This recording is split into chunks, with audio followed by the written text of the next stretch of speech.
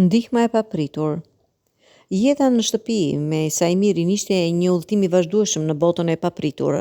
Ai ishte një burrë që kishte talentin për të futur në situata komike pa dashur dhe unë, si bashkëshortja e tij, kisha mësuar të përgjigjem me qetësi ose të paktën të përpiqesh përpara se të hidhesha në panik.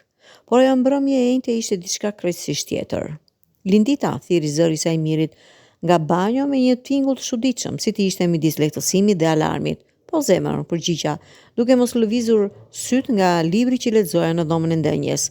Mund të vish për një sekond? Duke nxjerrë një frymë, vendosa librin dhe shkova drejt banjos. Dera ishte e hapur dhe Sajmiri qëndronte në mes të dhomës me një pozicion të çuditshëm dhe një shprehje në fytyrë që nuk mund ta përshkruaja, një përzierje e turpit, ngathtësisë dhe alarmit të vërtetë. Çfarë ndodhi, pyeta, duke u ndaluar në prag. Se di si ta shpjegoj, filloi ai duke bërë gjeste me duar ose që nuk ndihmonin as pak në shpjegim. Shpjego me fjalë, thash unë me qetësi, duke kapur veten që të mos buzëqeshja, pasi e dija se çfarë lloj situate mund të krijonte Sajmiri.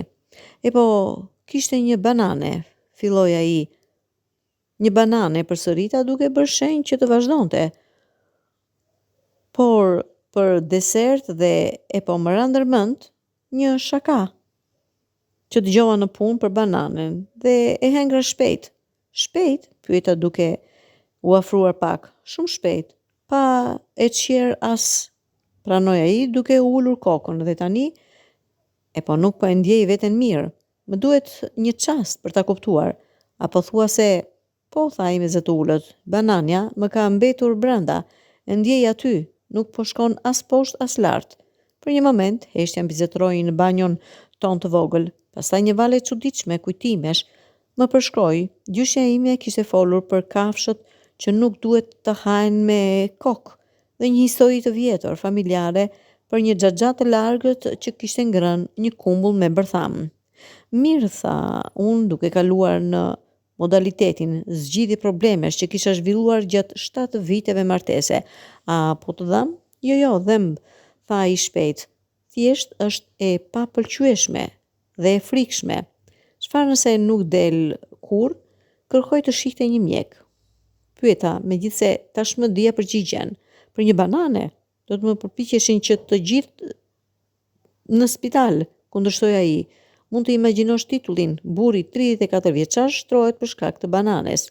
Ai kishte të drejtë, ishte aq absurde sa duke i si skem nga një film komedi. Mirë, le të mendojmë logjikisht. Tha, unë duke ulur në skaj të vaskës. Banania është e butë, do të tretet, përfundimisht. Por ajo është e tërë, Lindita, tha ai duke u bërë më i shqetësuar dhe mjaft e madhe. Ishte një banane e madhe. Duke marrë frymë thellë, mora telefonin. Do të kërkoja në internet. Jo, internetin, kërkoi ai. Ato historirat e internetit përfundojnë gjithmonë me dikë që vdes nga diçka krejtësisht e parëndësishme. Injorova protestat e tij dhe fillova të kërkoja. Për pak çast lexova artikuj të ndryshëm, disa të dobishëm, të tjerë alarmant, disa thjesht komik. Më në fund gjeta informacionin e nevojshëm. Ktu thuhet, lexova me zë të lartë që njerëzit kanë ngrënë gjëra shumë të mëdha dhe janë shpëtuar pa ndonjë problem. Thjesht duhet të presësh. Sa kohë, pyeti ai, duke dukur sikur i kishte ardhur në shpëtim pak ngushëllimi. Nga 5 orë deri në vetëm duhet të presësh, përfundova duke i fshehur pjesën ku thuhej mund